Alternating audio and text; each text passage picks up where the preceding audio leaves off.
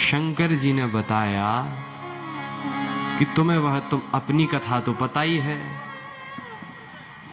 कि तुम सती बनी, मेरे संग विवाह हुआ तो अपने पिता के यज्ञ में गई, बड़ी क्रोधित होकर मेरा जब कहीं भाग नहीं देखा तो यज्ञ में ही अपना शरीर भस्म कर लिया।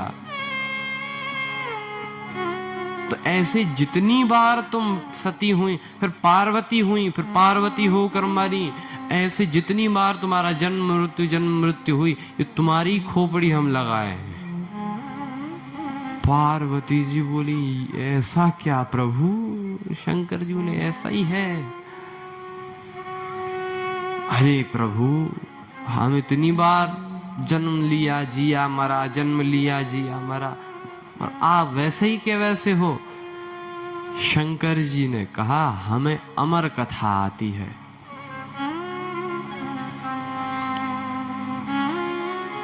तो मृत्यु भी हमारा कुछ बिगाड़ नहीं सकती।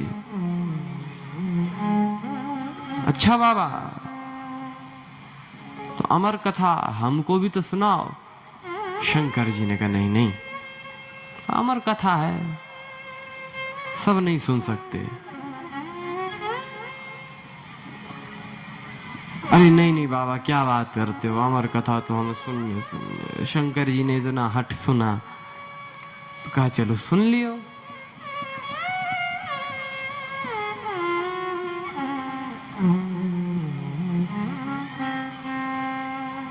पार्वती जी को ले गए एक गुफा में और कथा सुनाने लगे।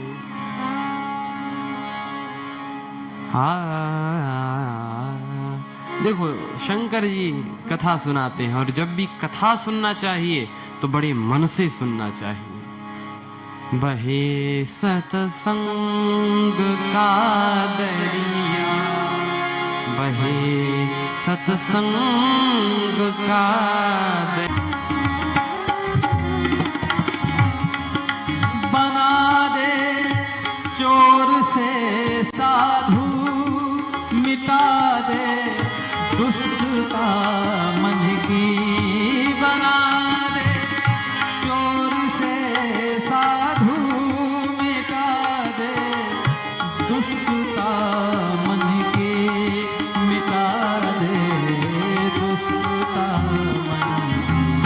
अरे कटे जड़ मूल पापों का, कटे जड़ मूल पापों का, कटा जिसका जी बहे सतसंग का दरिया, नहा जिसका जी सतसंग का दरिया,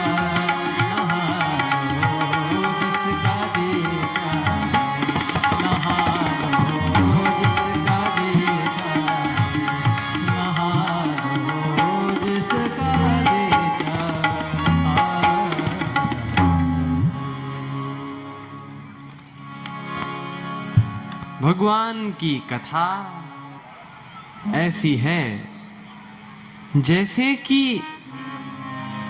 धार गंगा की। कैसी धार? रामचरितमानस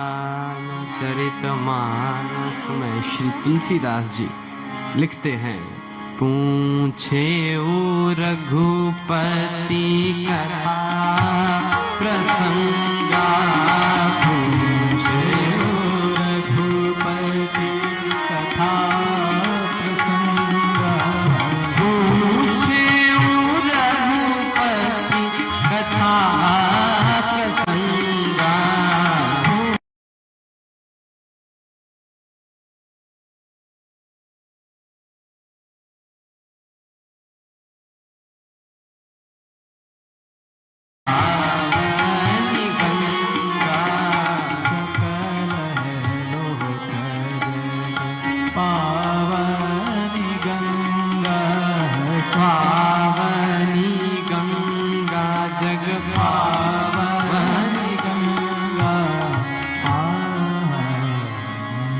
भगवान ने कहा कहा कि तुम तो ऐसी कथा का प्रश्न कर रही हो जो कि सकल लोक जग पावनी गंगा, पूरे जगत में गंगा है, जग पावनी गंगा। और नदी जैसे कि बहे सत्संग का दरिया, दरिया का अर्थ नदी, नदी बह रही है, उसमें तो जो पानी निकल गया तो निकल गया, फिर वो आने वाला नहीं, वो धार चल रही है। इसीलिए कथा को बड़ी प्रिसाइसली सुनना चाहिए कि कुछ भी हमसे मिस ना हो जाए, एक कण भी हम छोड़ न लें।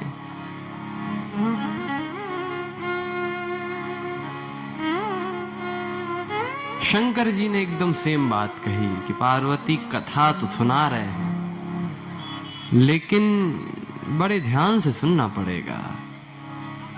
पार्वती जी ने कहा बिल्कुल प्रभु। तो कहा कि मैं तो देखो कथा सुनाने में इतना मगन हो जाता हूं कि हमको सुधई बुध नहीं रहती,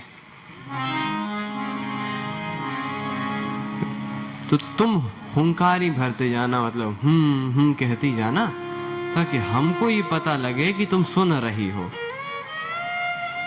अब ऐसी जगह भगवान शिव आए हैं जहां पे कोई नहीं, एक गुफा, डमरू बजाई, आसपास में जितने पशु पक्षी जीव कीटाणु थे सब भाग गए, जीव तो भाग गए। वहीं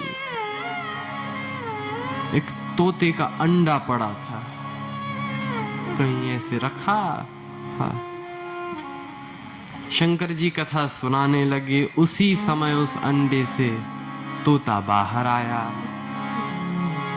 शंकर जी कथा सुनाते, पार्वती जी सुनती, सुनते सुनते पार्वती जी सो गई, क्योंकि कथा सुनने में नींद बहुत बढ़िया आती है। कोई कथा सुने और सोता जल्दी है। एक बार एक जगह कथा हमारी चल रही थी, एक व्यक्ति पंडाल के बीच में ही सो गया।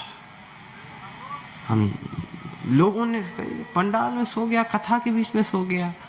हमने कहा जगाओ मत, बेचारे को घर में सोने नहीं मिलता होगा, घर में परेशान होगा तो यहाँ आके सो गया। हमने बाद में उससे पूछा कि सोते काहे हो, कथा में क्यों सोते हो? तो बोला कि महाराज कथा में नींद बहुत बढ़िया आती है। जय कथा सुनो तो बढ़िया नींद आती है, सो जाते हैं। वैसे घर में हमें नींद आती नहीं।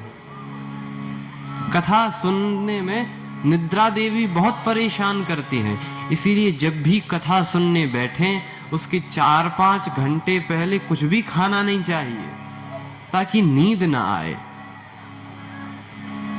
कुछ भी मत खाओ।